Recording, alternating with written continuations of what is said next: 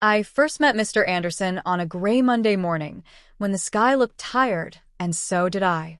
I'd been working double shifts at the private hospice for months, trying to pay off student loans and keep my head clear after my engagement fell apart.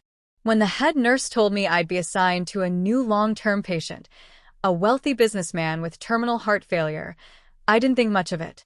The rich ones were usually demanding and lonely, more money than warmth. But something about this man was different from the start. He had the kind of sadness that didn't need to speak. It just filled the room. He hardly looked at me when I introduced myself. His voice was slow, deliberate, like he was measuring every word. "You don't need to fuss," he said. "I just want peace." I smiled anyway, set up his medication schedule, and opened the curtains. Light poured in across the room, and for a moment his eyes softened. I noticed his trembling hands, his silver cufflinks, the expensive watch that hung loosely on his wrist. He didn't feel like a patient, more like a man who'd been running his whole life and finally had nowhere else to go. Over the next few days, our conversations stayed polite and short. I learned his full name was Richard Anderson, retired CEO, widower, estranged from his children. The kind of man people probably used to fear in boardrooms. But when I brought him tea one afternoon, I saw him studying an old photo in a cracked leather wallet. A woman with dark hair and kind eyes. I asked if she was his wife. He said quietly, "No. Someone I once knew." There was a pause that felt heavy, like he was tasting memories that had gone bitter. I didn't push. People die with ghosts beside them. My job was just to make sure they didn't leave in pain. Still, I found myself staying longer in his room, even after my shift ended. He started asking about my life, how long I'd been a nurse, where I grew up. I told him I was raised by a single mother in Ohio, that she'd passed away when I was 20, and that I never knew my father. I said it lightly, like it didn't bother me anymore, but I could feel his gaze linger. He asked her name. When I said Lydia, he went completely still. The silence stretched long enough for me to hear the heart monitor's steady rhythm. "Pretty name," he said finally, and changed the subject. But something in his tone had shifted. After that, he started calling me kiddo and telling me stories about his youth. Nothing grand, just quiet confessions about missed birthdays and old regrets. I caught glimpses of a man stripped of pride, trying to rewrite his ending before it came. My colleagues joked that I had a soft spot for him. Maybe I did. He wasn't like the others. He didn't complain, didn't demand. Sometimes I'd find him staring at the rain outside, whispering to himself. When I asked what he was thinking, he'd say, "Just wondering what I'd change if I could start again." He never looked at me when he said it, but I could feel that he wanted me to hear. One evening, during the quiet shift when most of the patients were asleep, I brought him his medication. He'd fallen half asleep with a book on his chest. I spoke softly to wake him, and he smiled faintly. "You remind me of someone," he murmured. I asked who. "A nurse," he said, "many years ago." His eyes searched my face in a way that made my heart beat faster, not out of fear, but something stranger. Recognition I couldn't place. Over the following week, small things began to feel almost intentional. He asked for me by name. He'd wait to eat until I was on shift. One morning, I found a small velvet box on the table beside his bed. Inside was a delicate gold pen, engraved with the initials LA. "It's for you," he said. "A thank you for listening." I tried to refuse, it was far too expensive, but he insisted. "It belonged to someone important," he added, looking away. I thought it was strange, but the tenderness in his voice made it hard to argue. When I went home that night, I couldn't stop thinking about him. There was something about the way he looked at me that stirred questions I didn't want to ask. Maybe I was just projecting my loneliness. My ex had left me for a coworker 6 months earlier, right before the wedding. I'd spent weeks pretending I was fine, but I wasn't. I didn't trust anyone anymore, not men, not promises, not forever. Mr. Anderson's honesty, even wrapped in mystery, felt safer than any relationship I'd had in years. Days turned into weeks. His health declined slowly, but his mind stayed sharp. Sometimes he'd drift into memories, speaking as if I were someone else. "Lydia," he'd whisper when half asleep. The first time, I corrected him. It's Mia, I said. He blinked, confused, then embarrassed. Of course. My mistake. But later he said it again. Lydia, I'm sorry. I froze, my throat tightening. The name hit me like a secret I wasn't meant to hear. That night, I sat in my car after my shift ended, gripping the steering wheel, trying to make sense of it. My mother had been a nurse too, decades ago, before she had me. She'd never talked about my father except to say he wasn't ready to be one. Could it be? The thought felt impossible, but the way he looked at me, the small gifts, the way he spoke her name, gnawed at me. The next morning, I walked into his room, my heart racing. He was awake, staring out the window. Mr. Anderson, I said quietly, how did you know my mother's name? He turned his head slowly, eyes clouded but sharp with awareness. For a second, he said nothing, just studied my face like it held the answer he'd been avoiding. Because, he whispered, she once saved my life. He didn't explain further. He just closed his eyes and asked me to sit with him a while. The monitors beeped steadily in the background as I tried to swallow the wave of questions building inside me. All I knew was that something about this man's past was about to collide with mine, and I wasn't sure if I wanted to know how deep the connection went. But deep down, I already sensed the truth. Some ties don't need words. They live quietly, waiting to be found. That evening, as the sun dipped below the horizon and the room filled with a soft amber glow, Mr. Anderson called my name again. But this time he didn't say Mia. He said it with a trembling voice that broke the air like glass. Lydia, he murmured, tears in his eyes. I should have stayed. My heart stopped. My mother's name. The way he said it wasn't confusion, it was memory.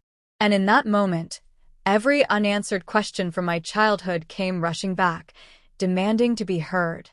The next morning, he looked weaker. The air around him felt heavier, and when I stepped closer, he smiled faintly, as if he'd been waiting for me. I couldn't pretend anymore. Mr. Anderson, I said quietly, why do you keep calling me Lydia? He didn't look surprised, just tired. His fingers trembled as he adjusted the blanket. Because, he said, you look like her. You speak like her. And I thought I'd never see her again. Something inside me broke open. You knew my mother, I said. It wasn't a question. He closed his eyes, a long sigh escaping like he'd been holding his breath for years. I didn't just know her, he whispered. I loved her. And I destroyed her. I stood frozen, afraid to move. He asked me to sit, his voice barely above a whisper. Let me tell you everything, he said. He told me about a time before I was born, when he was a young businessman, already married, already successful, but restless. His wife had grown distant, more partner than companion. He met my mother at a private clinic. She was a nurse, new to the city, radiant, kind, with a laugh that softened him in ways he didn't think possible. She didn't know who I was at first, he said. Just another patient. But she cared for me like I mattered, not like a name on a file. He paused, voice cracking. We crossed a line we shouldn't have. I told myself it was love. Maybe it was. But it was wrong. I was married. She was young, and I convinced her it could work. His eyes glistened. When my wife found out, she gave me an ultimatum. My family or her. I chose cowardice. I told your mother goodbye and walked away. My stomach turned as I listened. My mother had carried this secret her whole life. He rubbed his temples, struggling to breathe. I tried to find her later, he said, but she left. She didn't want money. She didn't want me to ruin what was left of my family. And then years passed. I told myself she was better off without me. I could barely speak. My mother had worked double shifts, skipped meals to pay rent, died without ever telling me who my father was. The man sitting in front of me, the one I'd been caring for, was the reason she'd spent her life alone. You left her, I said, my voice shaking. You left us. His eyes filled with tears. I didn't know there was an US. She never told me she was pregnant. I found out only a few months ago when my lawyer brought me old hospital records while settling my estate. I saw your name. Lydia's daughter, born the year after I left. He swallowed hard. I asked for you, but I didn't think you'd ever want to see me. And then you walked into my room. The room went silent. My pulse roared in my ears. I wanted to scream at him, to make him feel every night my mother had cried alone, but all I could do was stare. He looked fragile, smaller than I remembered, like the weight of his past had finally crushed him. "Do you hate me?" he asked. I didn't answer. My throat burned. My chest hurt. Hate felt too small a word. It wasn't just anger. It was grief for the years that never happened. "She deserved better," I whispered. He nodded slowly. "She did. "And so do you." He coughed, gripping his chest. I spent my life chasing power, hiding behind deals and numbers. None of it filled the emptiness I created. Every night, I'd think of her. And every morning, I'd convince myself it was too late. I stared at the old photo on his nightstand, the same woman I'd seen weeks ago. My mother. Younger, brighter, full of life. She had been real to him once, not just a name. I could feel the tears I'd been holding finally spill. "She forgave you," I said, not sure if it was true, just needing it to be. He looked away. "I don't deserve that kind of mercy." His breathing grew shallow. "But I need you to know I never stopped loving her.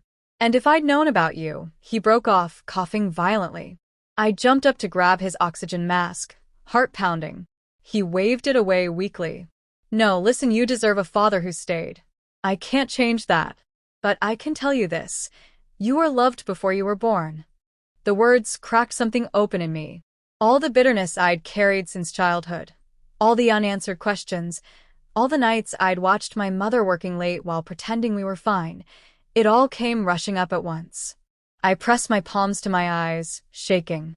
"You don't get to say that now," I whispered. "You weren't there. You don't know what she went through." He nodded slowly, guilt carved deep into his face. "You're right. I can't fix the past. I just want you to know who I was, so you can choose whether to forgive me or not." I wanted to walk out, to leave him alone with his regrets, but something in his voice made me stay. He was telling the truth. Not as a rich man or a patient, but as a human being stripped bare by time. I sat beside him, hands trembling. "Did you ever tell your family about her?" I asked. He gave a bitter laugh. "No. They wouldn't understand. My wife passed years ago. My children barely speak to me. They think I was born without a heart. Maybe they're not wrong." I thought about my ex, about the betrayal that had broken me. I'd spent months swearing I'd never trust again, and here I was, facing the root of where all that mistrust began. Maybe infidelity wasn't just one act. It was a wound passed down, a cycle of people hurting others because they'd been hurt before. His hand trembled as he reached toward me. "You have her eyes," he said softly. "Every time you walked into this room, I felt like I'd been given one more chance to say I'm sorry." I didn't know whether to comfort him or recoil. The truth had landed like glass shattering inside me. My mother had spent her life building strength out of heartbreak, and now the man who caused it was dying in front of me. Then, without warning, his body jerked forward. The monitor beeped erratically. "Mr. Anderson," I shouted, pressing the emergency button. Nurses rushed in, and I held his hand as the room spun into motion. His eyes locked on mine, terrified, pleading. "Don't let me go again," he gasped. "Stay with me," I cried, my voice breaking. The doctors worked fast, their commands blending into noise. I pressed my hand over his, feeling his pulse weaken beneath my fingers. Time felt suspended between breaths. When the alarms finally steadied, they said he was stable, but barely. I sat beside him, shaking, my uniform stained with tears. He looked so small, so human. I realized then that forgiveness wasn't about letting someone off the hook, it was about freeing yourself from the weight they left behind. But I wasn't ready yet. As the machines hummed softly, I whispered, "You don't get to die until I decide what you mean to me." He smiled faintly through the oxygen mask. "Fair enough," he said, voice fading. That night, as I left his room, I understood that the story my mother never told me had finally caught up. And now, whether I wanted it or not, it was mine to finish. He slept for almost 2 days after the episode, and I barely left his side. Watching him struggle to breathe tore something inside me, but so did the silence between us. I couldn't unhear his confession, couldn't forget that the man in the bed was my father. The word itself felt foreign, like a language I'd never learned to speak. When he finally woke, he looked weaker, smaller, but his eyes were clear. "You stayed," he whispered. I nodded. I didn't know why I had, only that leaving felt impossible. He asked if I hated him. I told him I didn't know. Hate felt heavy, but so did compassion. He nodded like he expected that answer. "You have every right to," he said, his voice thin but steady. "But if there's anything I've learned, it's that running from the truth doesn't save anyone. I spent my life doing that, and it cost me everything that mattered." Over the next week, we talked more than we ever had before. It was strange, comforting a man I should have resented. I found myself listening to his stories, not of wealth or success, but of failure, of how easy it is to ruin a life when pride is stronger than love. He asked about my mother often, his voice breaking when I told him how hard she'd worked, how she'd never spoken ill of him. "She was stronger than I deserved," he said quietly. "She always was." I told him about my own heartbreak, the fiancé who'd betrayed me, the walls I'd built afterward. He smiled sadly. "So it runs in the family," he murmured. I laughed through tears. "I guess it does." Then he said something that has stayed with me ever since. "Don't let my mistakes decide how you love. If you stop trusting because of what I did, then I've failed twice." His words hit harder than I wanted to admit. I'd built my life around protecting myself, and all it had done was leave me lonely. A few nights later, he handed me an envelope, the paper thin and worn like it had been folded and unfolded countless times. "It's all I have left to give," he said. Inside was a letter in shaky handwriting, sealed with a gold clip. "Don't open it now. You'll know when." His voice trembled as he added, "I've changed my will. You're my only heir. The others have their lives. I wanted you to have what I never gave, security." The thought made me uneasy. "I don't want your money," I said. He smiled faintly. "It's not about money. It's about acknowledgement." Then his expression softened.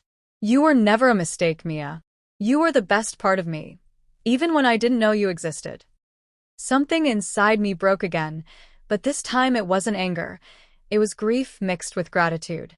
I took his hand, feeling the bones beneath his fragile skin. "You can't fix the past," I said. "But maybe you can make peace with it." He nodded, his breathing shallow. "That's all I've been trying to do." Over the next few days, I saw the end coming. His energy faded, his words grew shorter. But there was peace in him I hadn't seen before. Sometimes he would look at me and smile faintly, as if seeing my mother standing beside me.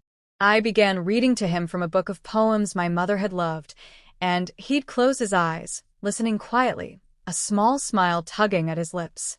One evening, I walked into the room and found him holding the photo of my mother again. "She was my beginning and my end," he said softly. "If there's a heaven, she's there. And if she'll let me, I'll tell her I finally met our daughter." I tried to keep my composure, but tears ran down my face before I could stop them. He reached out weakly and brushed one from my cheek. "Don't cry, kiddo. You were her gift to the world." The next morning, I found the letter on his bedside table unopened. His hand rested beside it, cold but peaceful. He was gone. There was no drama, no machine screaming for attention, just a quiet stillness that felt both cruel and merciful. For a long time, I stood there, unable to move. I wanted to hate him, to curse him for dying before I could tell him everything I felt, but all I could do was whisper, "Goodbye, Dad." It was the first and last time I ever called him that. After the funeral, I sat alone in my apartment, staring at the sealed envelope he'd given me. It took hours before I had the courage to open it. His handwriting was shaky but careful. He wrote about my mother, how she'd taught him what real love meant, and how he'd ruined it trying to protect his reputation. He wrote about his life after she left, how success turned bitter, how his family drifted away, how loneliness became punishment. Then he wrote about me. He said he had seen my name in the hospice assignment file and felt like he was being given one final chance to do something right. "You have her spirit," he wrote. "You're strong, gentle, stubborn in the best ways. If you forgive me, I'll rest easier. But if you can't, I understand. Just promise me one thing: love without fear. Don't spend your life protecting yourself from the pain of being human. It's the only thing that makes it worth living." By the time I reached the end, I was shaking. The last line read, "I'll see you both when the light comes. Until then, live fully, for her and for me." I pressed the letter to my chest, sobbing until the words blurred into nothing. A few days later, I went to the lawyer's office to finalize his estate. I expected paperwork, signatures, numbers, but instead, the lawyer handed me a small wooden box. "He asked that you receive this personally," he said. The box was carved with the initials LA, the same ones on the pen he'd given me. My mother's initials. I carried it home, heart pounding, unable to decide whether to open it.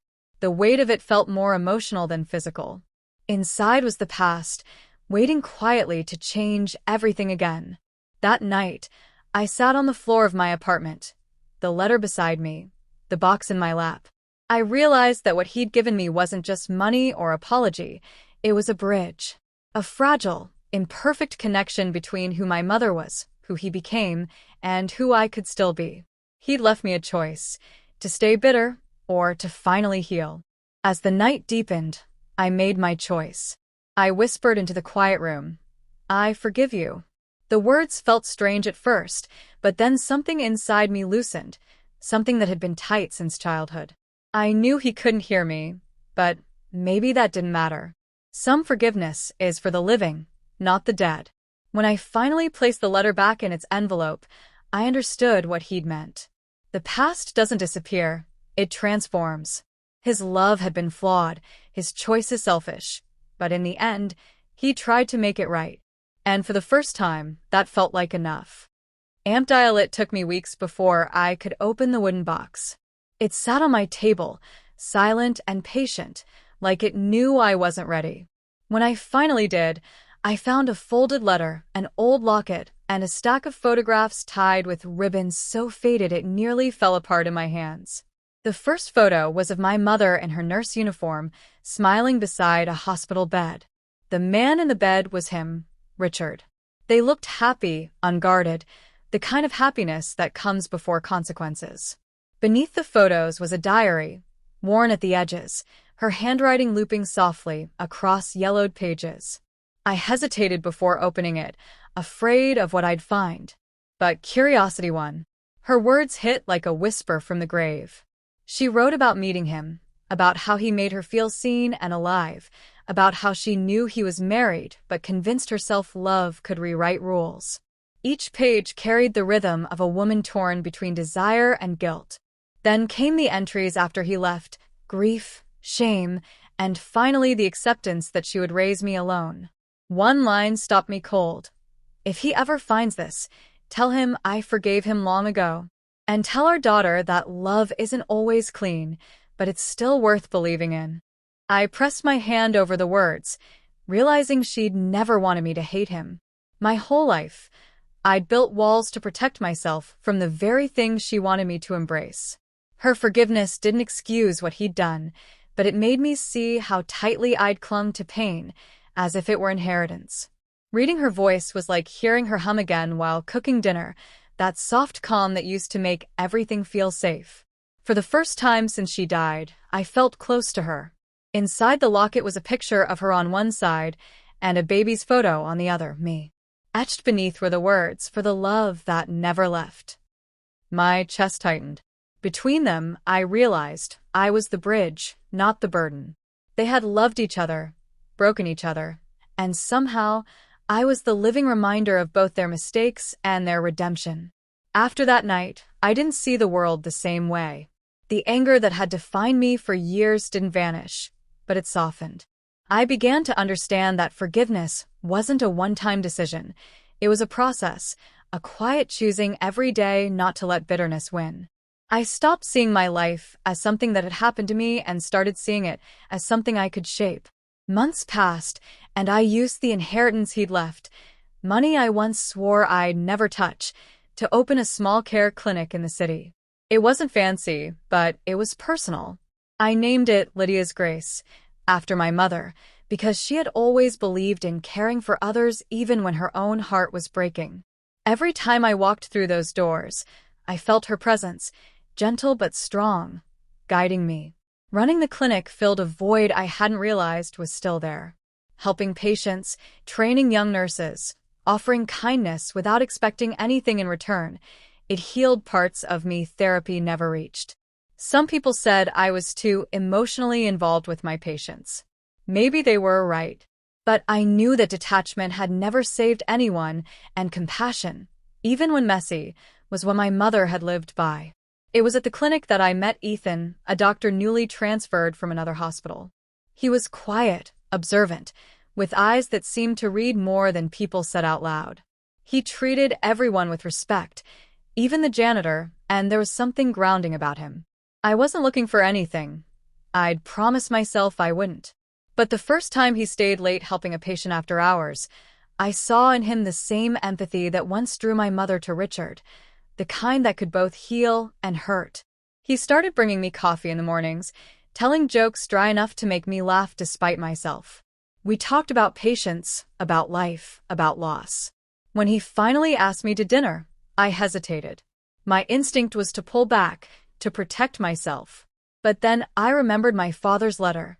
Don't let my mistakes define how you love. I said yes. Dinner was simple, comfortable. No grand gestures, no promises of forever, just two people finding warmth in shared silence. When he reached for my hand, I didn't pull away.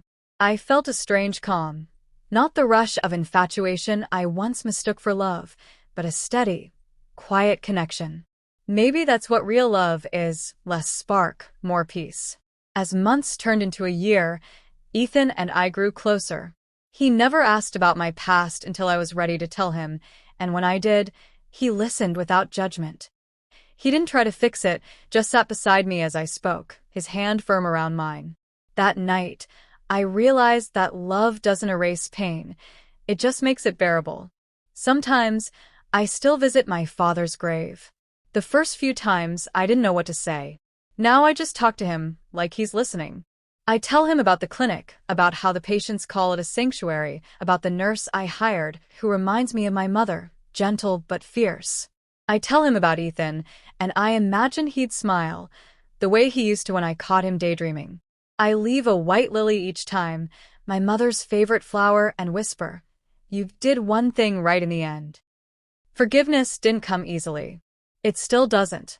Some days I wake up angry at how much time was lost. But then I remember that anger, too, is part of healing. My parents' story wasn't a fairy tale. It was a warning and a lesson. Love can destroy, but it can also rebuild. Their choices shaped me, but they don't define me.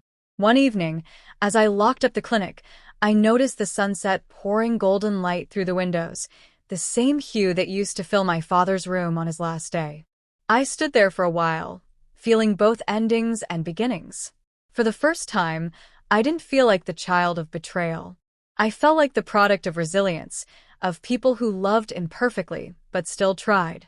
Later that night, I placed the locket on the front desk of the clinic beside a small frame with my mother's photo. Patients sometimes ask who she is, and I just smile. She's the reason this place exists, I tell them.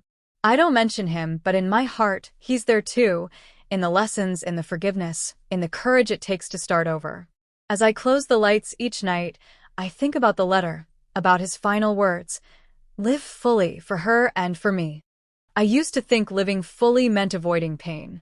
Now I know it means feeling everything, the grief, the love, the regret, and still choosing hope. My life isn't perfect. I still carry their story with me, but it no longer feels like a wound. It feels like a compass. My mother taught me compassion, my father taught me humility, and together, even in their flaws, they taught me how to love without fear. Sometimes, when the night is quiet and the clinic is empty, I whisper to them both, I found peace. Because after everything, that's what they both wanted for me. And for the first time, I know they'd be proud, not because I forgave them, but because I finally forgave myself for carrying their pain so long.